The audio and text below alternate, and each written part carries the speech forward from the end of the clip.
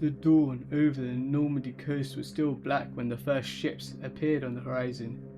In the cold grey light of the 6th of June, 1944, the sea itself seemed to carry towards the shore.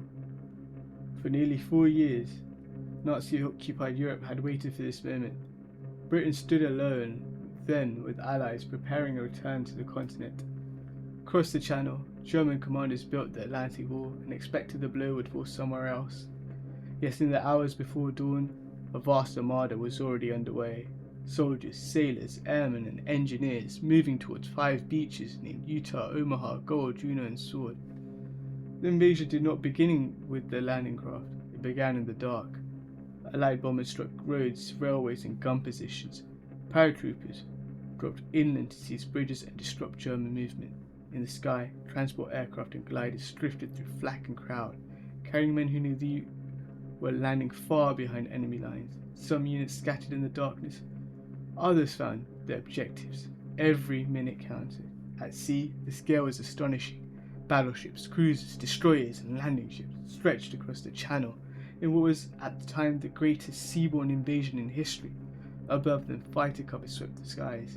Below them, amphibious tanks and landing craft pushed through towards the beaches through rough water and heavy surf.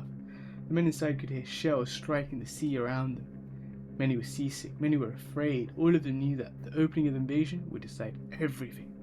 On the western flank, at Utah Beach, the landings went more smoothly than expected. Currents had carried the assault waves, of course, but that mistake proved fortunate. They landed against weaker defences and quickly linked with airborne troops inland. It was a different story further east at Omaha. Omaha Beach became the most terrible fighting of the day. The American troops there came ashore under direct fire from German positions on the cliffs and bluffs above them. Many machine guns cut through the surf, mortar rounds exploded among the landing craft, tanks sank, engineers died trying to clear obstacles.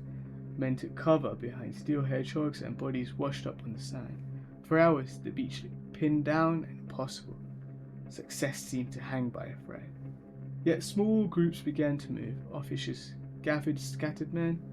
Medics dragged the wounded to cover. Engineers blasted gaps in the obstacles.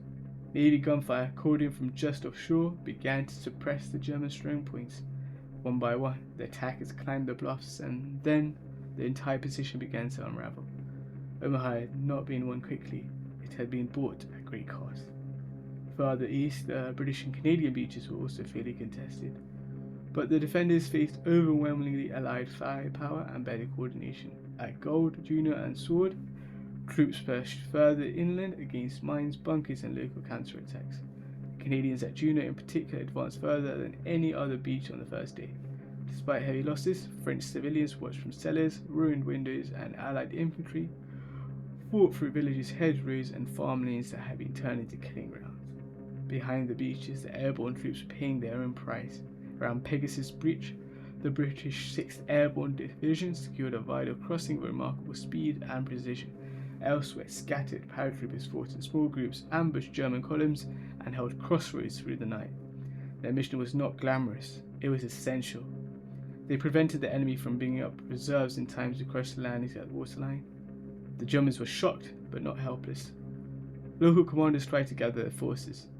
Tanks moved from the interior, artillery opened fire, yet confusion, Allied air power, damaged communications, and the sheer scale of the attack slowed every response.